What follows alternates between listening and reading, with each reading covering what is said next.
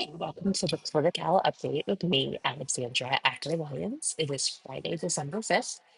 Hello from my co-working space. It is lovely. I typically sit with my back to the wall, so you might see some random people walking by, but it's a lovely, cozy space to work from. Okay, catching up on a couple of weeks worth of news. I hope everybody had a wonderful Thanksgiving. We have a lot going on in the governor's space. So first, Eric Swalwell has announced in California. He immediately kind of bolted to the top tier in polling. Um, the kind of question rumor is that Pelosi and her fundraising juggernaut may get behind him, and we may start to see some consolidation of candidates in California. More people keep getting in. There's also rumors about the attorney general reconsidering his decision there, but uh, we have to ensure that a Democrat makes it into the top two because currently two Republicans are polling in the top three. So it's a crazy thing in California, and I think probably by early February this will kind of all play itself out. We also saw Congresswoman Elise Stefanik announced in New York on the Republican side. She has kind of eliminated her lane, right? She came to Congress as a moderate from upstate New York and then went full MAGA, and then Trump kind of disavowed her. So, like, no one likes Elise Stefanik, and I don't know how she thinks she's going to win. Kathy Hochul has also really improved her favorability ratings in New York over the last year or so. I was much more worried about this race a year ago, but it's going to be a very expensive race nonetheless.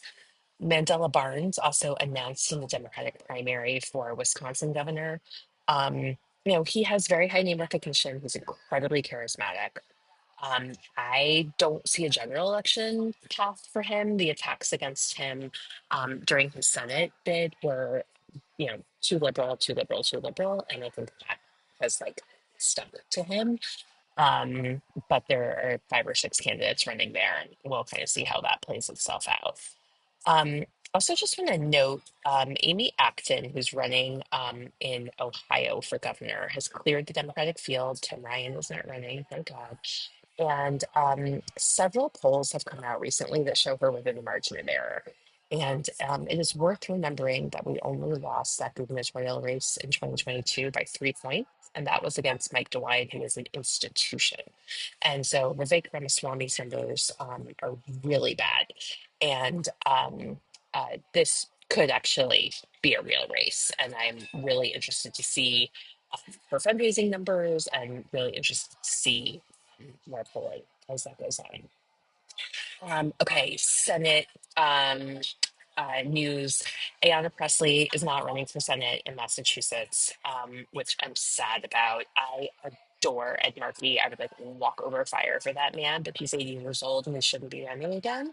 But Seth Moulton's kind of an ass and he shouldn't be running either. So I would expect Ayanna's decision to potentially spur some other ambitious Democrats to running in Massachusetts. And Jasmine Crockett is very likely to jump into the Texas Senate race. She's kind of making the case that she could bring different voters into this race, which is the argument we've been making in Texas for years. Remains to be seen if she can bring enough voters in to counter her kind of liberal firebrand image in the general election. But I love her, so we'll see. And I would expect, there's a lot of people who are going to like go home over the holidays and talk to their family and decide if they're going to run. I think we will see more Republican retirements as they make those decisions that, this job kind of sucks right now. And why would they want to put themselves through it? Okay, other political news. Um, all of this stuff with Pete Hegseth is like bananas batshit crazy. We are fighting an unlawful war, but we're not actually fighting a war. In any other administration, he would have been fired 10 times over. They're now saying that they're going to release the video, which, according to Democratic lawmakers, the video like disproves their point. It's just like we're going in and bombing two guys sitting on a boat. Um, so I think we will continue to see this story have legs as Congress investigates. Got word yesterday that in a completely unsurprising move, the Supreme Court sided with Texas in their redistricting case, basically affirming that you now can racially gerrymander as well as partisan gerrymander. This does not bode well for the Voting Rights Act case, which is a separate one that will be decided next year. Also looks like Republicans in Indiana are going to attempt to move forward. A bunch of Republicans have had swatting, death threats, other uh, violent incidents against them as they have tried not to redistrict. And Florida is starting their redistricting process. We'll see how aggressive Florida gets. Like it's pretty easy for them to squeeze two more seats. Three or four is starts to get dicey. Um, but this also kind of leads to like general Republicans in disarray narrative, which I love to see it. Uh, Both coming on the heels of the Tennessee Seven um, victory that was, it kind of in name only for Republicans, right? Like they should not be winning a Trump 22 seat by only 9 points. And a lot of this rebellion within the Republican caucus is being led by Republican women. And the New York Times had a great story about this yesterday or the day before. I'll put it in the notes. And, it's no surprise that women actually want to get something done. We've seen this time and time again.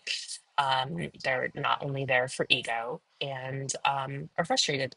And some of the like misogyny coming out of there and the traditional gender roles stuff that's spilling over into even their own caucus dynamics um, is shocking, although not surprising. um, Okay, expand the map. Lessons from Tennessee 7, try everywhere, right? Like this was always going to be a very hard seat to pick up. Even if we could have like designed a candidate in a bottle who, did not have this like perceived liberal image that Afton had.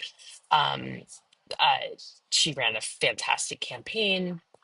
I'm proud of us for trying, even though it's hard. We have to be trying to expand the map up and down across the board. So try everywhere, try more. Yay.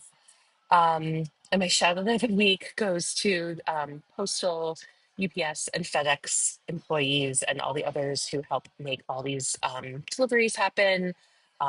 I send out a ton of holiday cards. I love getting holiday cards. Multiple packages arriving every day as I prepare for Christmaka and my son's birthday within a 2 week period of time. So thank you to all those folks who help us spread the joy. Thanks. Talk next week.